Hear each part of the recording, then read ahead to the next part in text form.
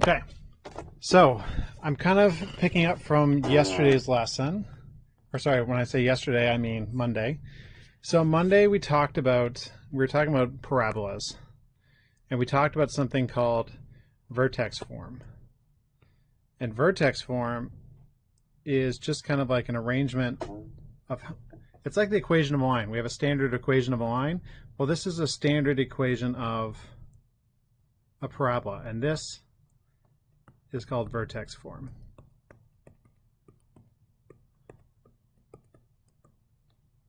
All right, and the reason why is because every single one of these letters corresponded to something different. So in this case here, we have all these different letters that are in the equation, and the format told us something, and it said the coordinates of the vertex. Now, if you want to chime in, if you're able to, I'm not sure if you know this, Emma. Do you know which letters of this equation represent the vertex? K. Correct. And, A, maybe? Good idea. It's actually going to be H. Oh, H. Sorry, yeah. So both those letters there, they correspond to our X and Y coordinates. Except there's one little catch. And the one little catch is that X is the opposite. So if whatever value this is right here, if that's say -4, then X would be 4. So X is a liar. That's why I always tell people X is a liar. Y never lies. Y never lies. All right. So if we were to find the vertex, coordinates of the vertex, that's what the H and K are. So if we go like this, H and K, that's our vertex. And to find the y-intercept, so to find the y-intercept, we can do that by substitute 0 for x. So if we put in the number 0 for x, what happens is the y-axis, right? If we had a y-axis, it happens where x is equal to 0, because this is 0, 1, 2, 3, 4, 5. So that's x equals 5, x equals 0 here. So to find something when a parabola hits the y-axis, you just let x equal 0.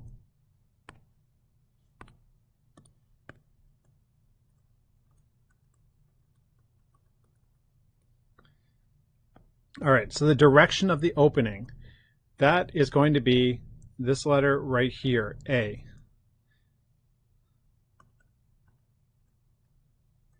So if A is greater than 0,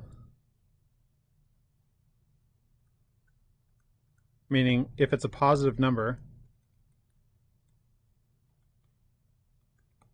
then it opens up.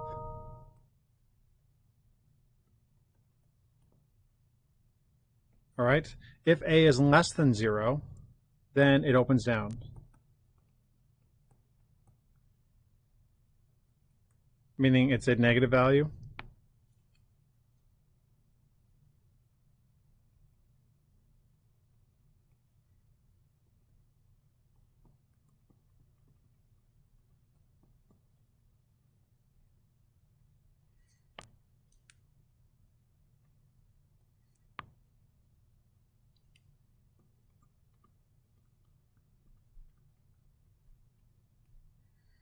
Okay.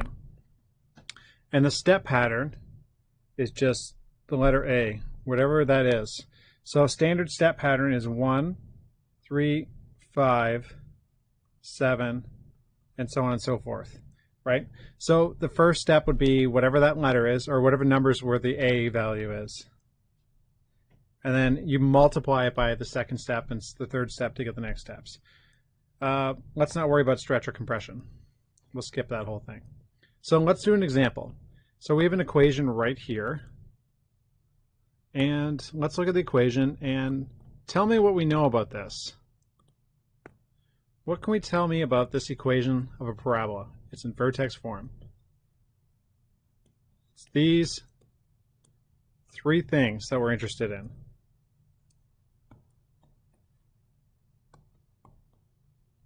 We know that negative 3 is x and 5 is y. Right? 5 is y because remember y never lies, but x is a liar. Well, 3 is x. So it becomes positive 3. Yeah. Good.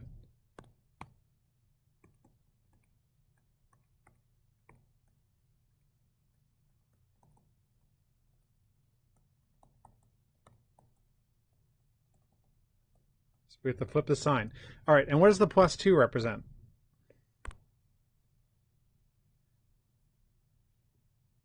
The A step pattern? Yep, that's it. Step pattern.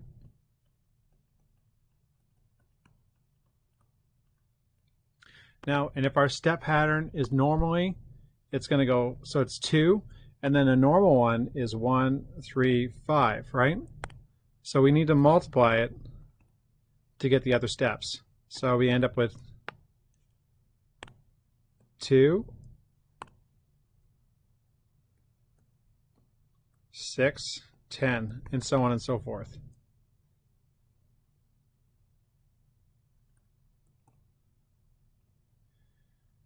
Okay, so that's what goes in here. So when we say our vertex is going to be 3, 5.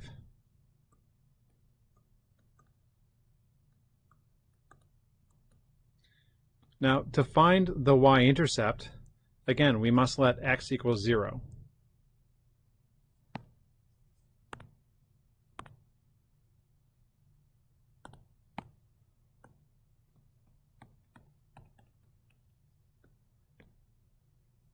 So let's do that. So 2 times 0 minus 3 squared plus 5. 2 times negative 3 squared plus 5. 2 times 9 plus 5. 18 plus 5 equals 23.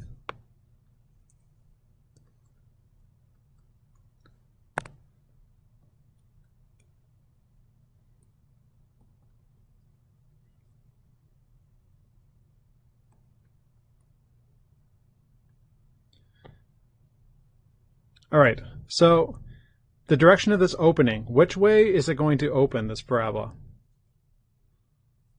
Up. Yep, very good, because it's positive. And the step pattern, what's the step pattern going to be?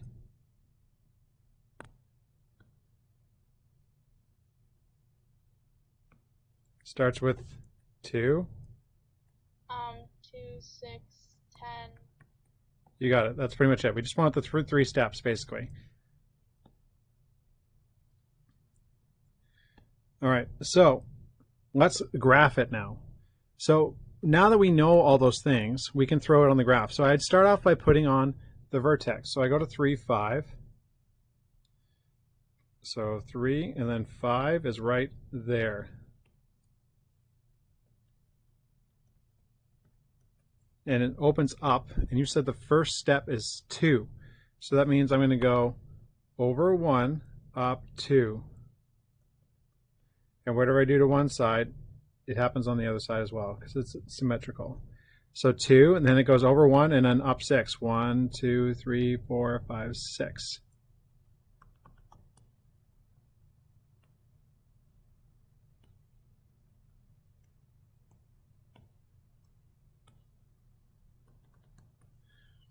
And now I can graph that. Put those points on.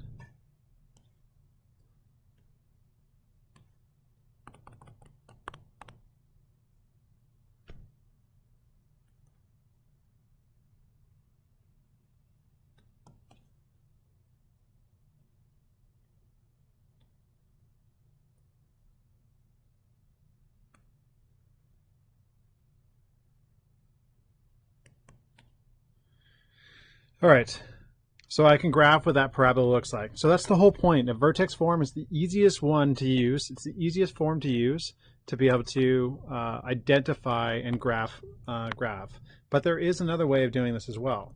So why have we been learning all this factoring stuff? So the factoring stuff is because sometimes parabolas look like this, right? So this ax squared plus bx plus c, that is also a parabola. This is called standard form.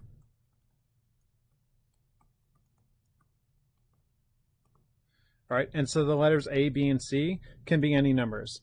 And in any case, so when it's in standard form, it's really hard to draw the graph of the parabola. But if we were to factor it, we can find something very interesting and easy to make it easier to graph the parabola. And I'm going to show you how that works. So, when the parabolas are in that form, it's still the same thing. It still can mean the same thing. The numbers could even look different than what's on the vertex form. Meanwhile, it's the exact same parabola. We changed the format a little bit. So that's called standard form. All right, so we're going to factor it, and we're going to turn it into factored form. So factored forms gives us something called the x-intercepts. So it tells us where, meaning that it tells us where the parabola crosses the x-axis.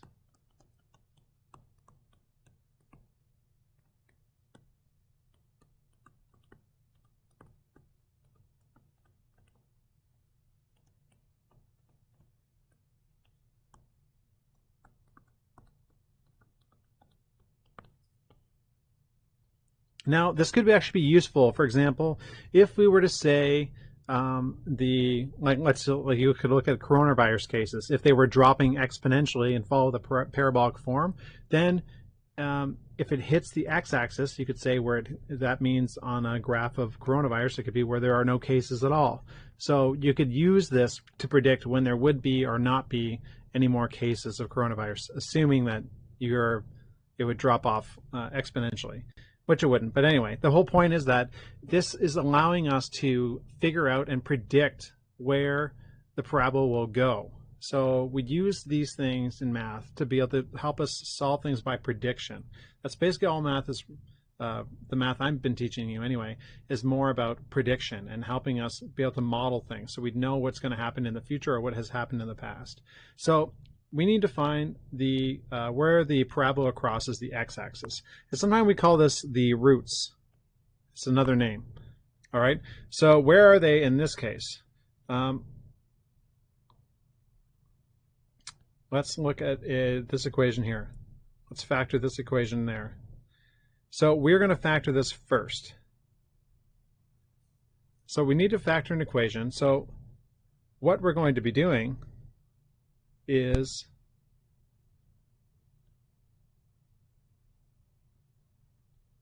factoring this equation here. So to be able to do that, I'm going to use my tic-tac-toe method. When we did our binomials, we did use the tic-tac-toe method to expand it. But this time we're going to take our x squared, that's going to go right in the middle, right? Because we know the x squared always ends up in the middle. And we have a plus 5, it's going to go right there. Now we could have also used the sum and product rule. Okay? Actually, we'll do sum and product on this first. Let's do sum and product on it first because that's the one you guys recognize. All right, so the sum is going to be the -6 right there.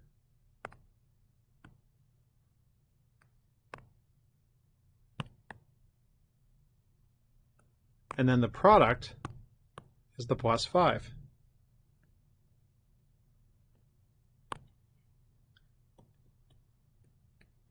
So we need two numbers that add to -6 and multiply to plus 5.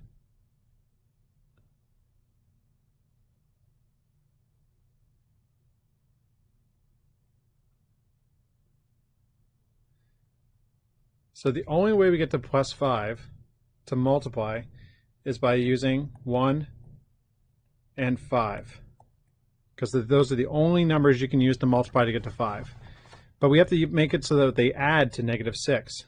So to do that, remember, if this is positive, you can either use a positive times a positive, or a negative times a negative gets us to a positive outcome. So we're going to use negatives in this case here, because -1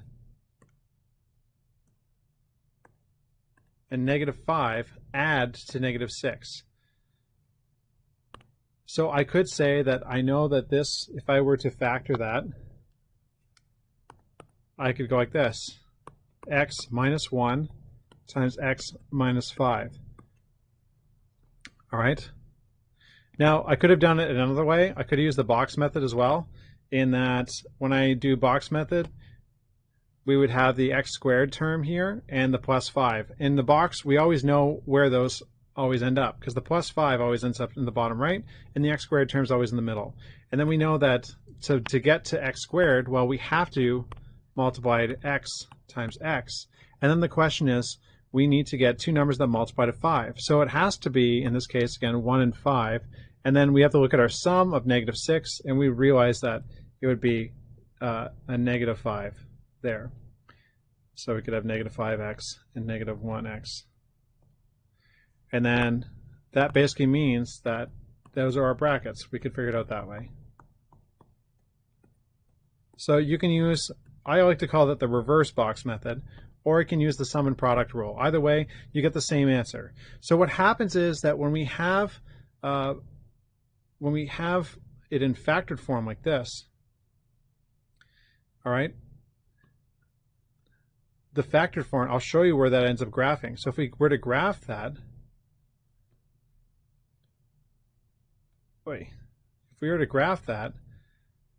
we end up getting x, where x minus 1, it goes through this point right here, and it goes through this point right there. I know the parabola does this.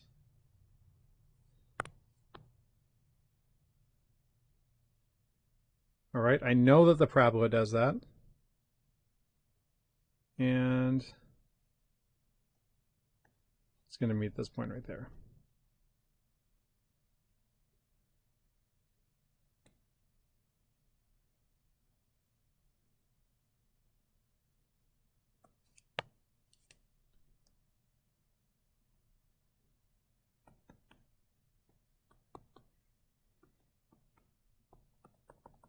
It goes through where x equals 5 and x equals 1.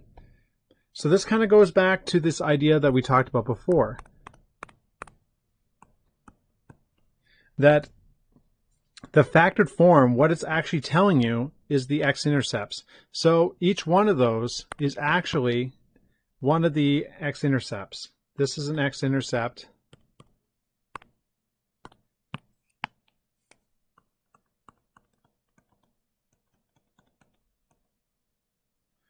And this is an x-intercept.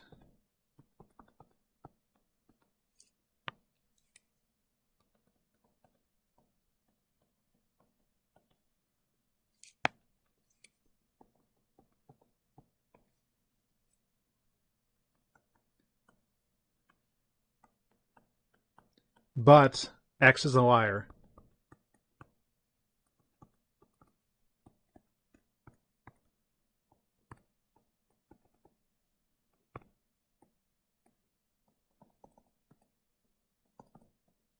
So it equals 1 and 5, positive 1 and positive 5. All right, so the whole point of doing this is that the two values that when we factor it, the first one gives us the first x-intercept right here, the first value that we have in the bracket there, and the second one gives us a second intercept. So the intercepts are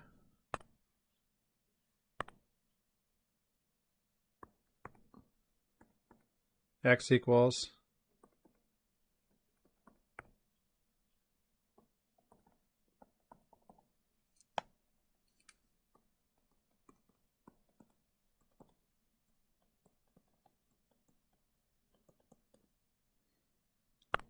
but we have to remember its opposite sign.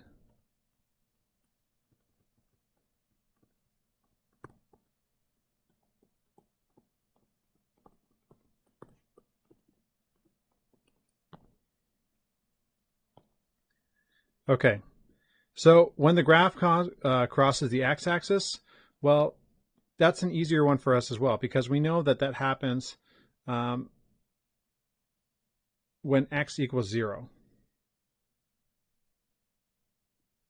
Or sorry, when it crosses the x-axis, y is equal to 0. Y equals 0. All right, so the x-intercepts are also called the roots or zeros of the equation.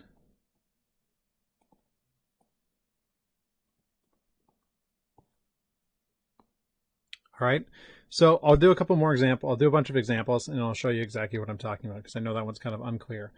Okay, so let's factor this first. So when you see a parabola that's in standard form like this, let's do our usual sum and product thing. All right, so we do our sum. We know that 3 is the sum, and the product is 18. So sum is equal to 3. Product is equal to, sorry, negative 18.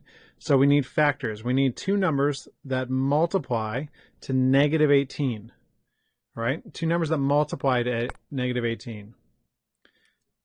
So we could do 1 and 18. That gets us there. 2 and 9. 3 and 6. And that's pretty much it. Those are the only ones that gets us to 18. So, and it has to add to 3. Can we use 1 and 18 to add to 3? We cannot. Can we use 2 and 9 to get to 3? We can't use 2 and 9 to get to 3. There's no way. So it must be 3 and 6. How can we use 3 and 6 to get to negative 18? Well, one of them has to be negative, right? So one of them has to be negative, but the answer, their sum is positive 3. So that means the 6 is positive and the 3 is negative, because we go up 6, down 3, and that is going to be our factors. So therefore, our brackets are x minus 3 and x plus 6.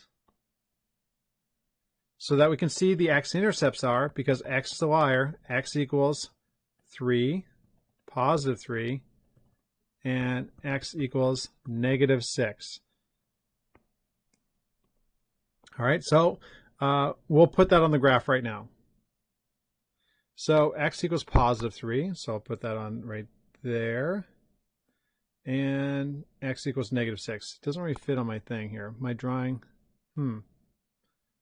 because it's gonna get thrown off. Here, I'll draw a couple more lines on to make it work better.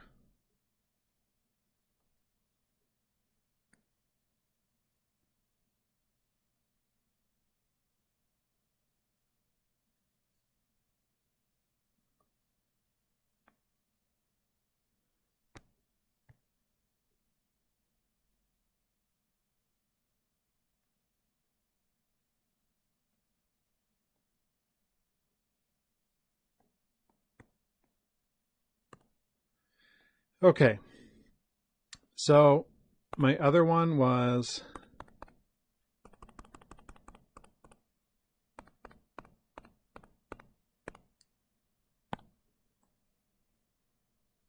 x equals 3 and x equals negative 6. That's right there. All right, and if we look at our parabola here, we'd be able to graph that. All right, so we could need to figure out on the vertex. So if we had it in vertex form, we could graph it using the vertex as well. So we could find the vertex, though, by figuring out where the middle of the 2 points is. So if this is x equals 3, and the other side is x equals negative 6, then we need to find the halfway point. All right, so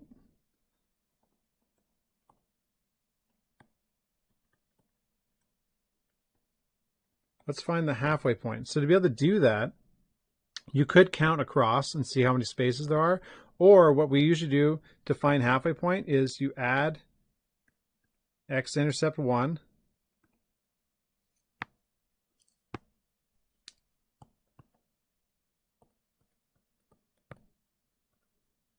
and add it to x-intercept 2 and divide by 2. So in this case here, we'll do -6 plus 3 divided by 2. So we end up with -3 over 2. All right, so -3 over 2 is -1.5. -1.5 is right around here.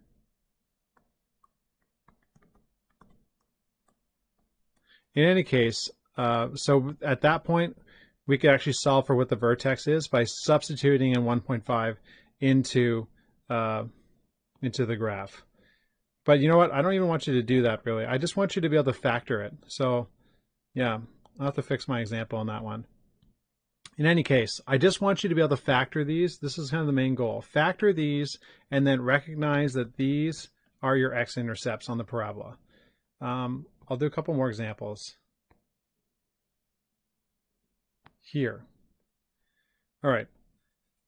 So if we were to identify the x-intercepts of each quadratic relation, so what are the x-intercepts here? Well, we have one that's right there and one that's right there. So our x-intercepts are -2 and +3. Likewise, over here, I'd have x-intercepts at +1 and +7. So we'd know that the equation for this, if we were to write the equation for it, we'd know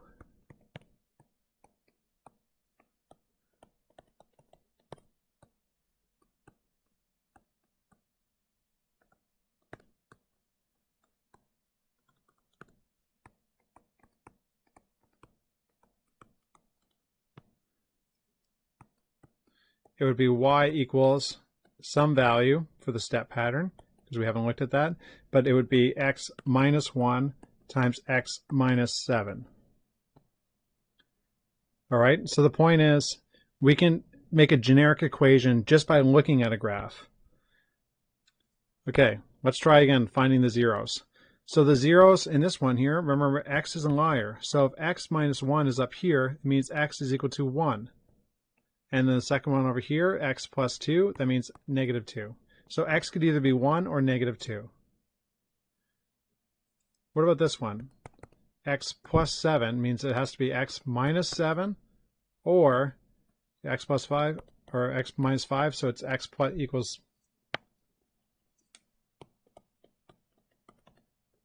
+5. All right, I'll do one last example of finding by factoring. We'll do this one here. So we have our sum and the product right there.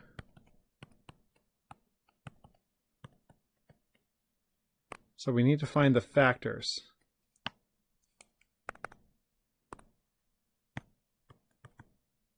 Two numbers that multiply to 8 and add to -2. So let's just start off with all the numbers that multiply to 8. So we could use 1 times 8, we could use 2 times 4, and that's it. That's all the numbers you can use to get to 8. So it has to be -8.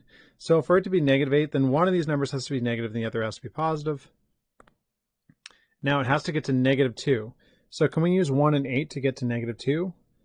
So if we did 8 minus 1, that gives us 7. Or if we did 1 minus 8, it would be -7. So either way, it doesn't work. So it has to be 2 and 4. So we have to think about how we're going to use 2 and 4 to get to -2.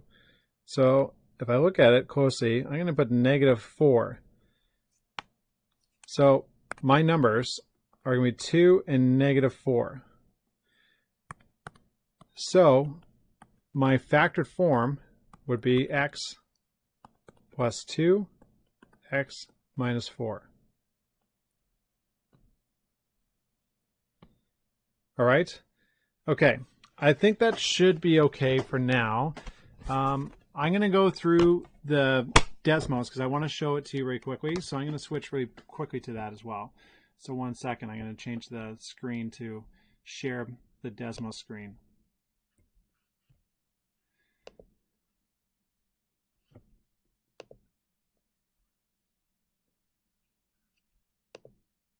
Share. Okay. So let's go to Teams here. And you have a new assignment.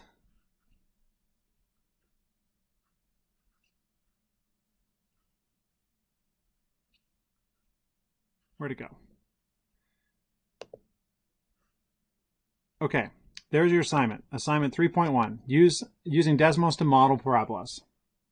So you're going to click on that, and you're going to see this thing here. It says click here. And I want you to log in using your student email. So you're going to go in and it says sign in with Google. I want you to click on that. Sign in with Google. And use your DSPN login. And you're going to see the welcome screen here. And you're going to see two equations here. So we're looking at vertex form, or we've already seen vertex form. So this is the factored form here. So we're going to practice doing some factored form stuff. So if we look at those 2 points in the graph, both at 0, 0 right now, move them around, see what happens. So I'm going to move my point around. All right, see what happens to my parabola? So if I move the point, then the parabola gets bigger, and it basically just has the x-intercepts wherever the 2 points are. So that's going to be a written question. So describe below what happens when you move the 2 points. The 2 points move the x-intercepts.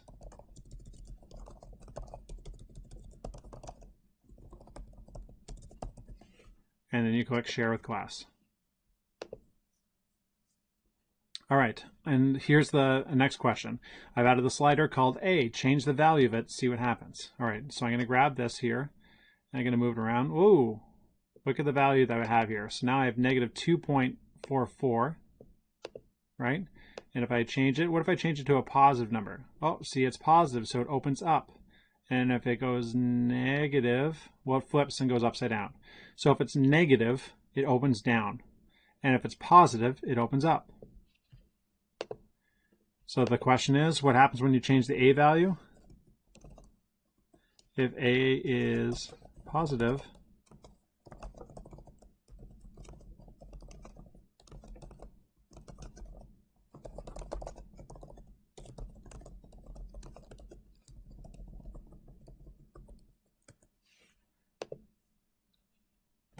all right. Okay, next question. X is a liar. It's kind of a theme we had. So move the sliders around and notice how changing the numbers changes where the parabola hits the ground.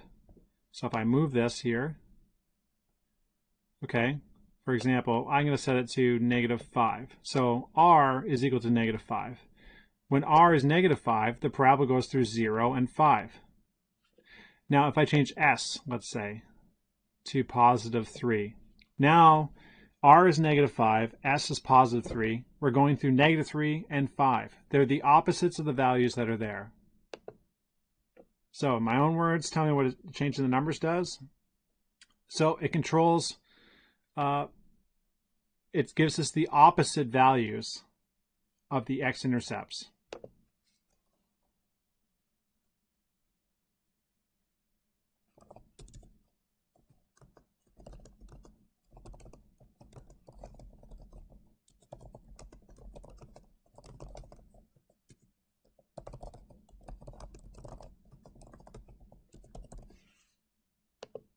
All right, so there's a bunch more slides like this, and you're just going to move stuff around. So here, move the sliders around to match the parabola shown. So I have a parabola, and let's just try moving around a bit. Okay, so there I've just moved around. So it opens up, so I know I want it to be positive. Now I'm going to do it last. I'm going to move this around. I'm going to look where the x-intercepts of the green line are. So if I look at the green line, it's going through 1 and -3. So if I want to go through 1 and -3, I have to set one of these. What happens if I put it at 1 and -3? Is that right? Uh-oh, they're not lined up properly. And that's because x is a liar. I needed to do the opposite. So I'm going to go to -1 and +3. All right, now the x-intercepts are the same. The last thing I need to change is the step pattern. So if I look at the step pattern, when it goes over 1, it looks like it's going up around half. So I'm going to lower my A value to half. Oh, perfect. There we go. So now I've matched it completely. So that's kind of the goal, is just for you to match up your parabolas. So match it up to the one with the green dots. So the one with the green dots is going through -1 and -4. So I need an R value. Now you can just enter it in of, I'm going to say 4 and 1. All right, so now we can see that it's going through the exact same x-intercepts. But this is a negative parabola because it opens down. So I'm going to move myself into the negatives. And I'm just going to keep going until I matched up. There we go. -2 gets me there. So that's kind of the goal. Which of the following equations would give us this graph? So if I look at this graph, I'm just going to look at the x-intercepts. It looks like it's going through 3 and -2. And remember, x is a liar, so if it's going through 3, my equation should have a -3 and a +2. That's this one. Explain my thinking.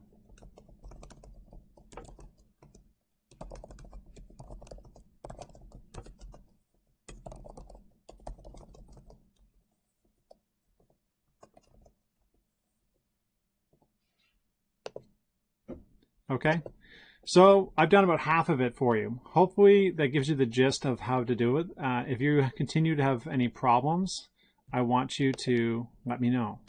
All right? Okay. Yeah, go ahead. Go ahead. At the end, how do we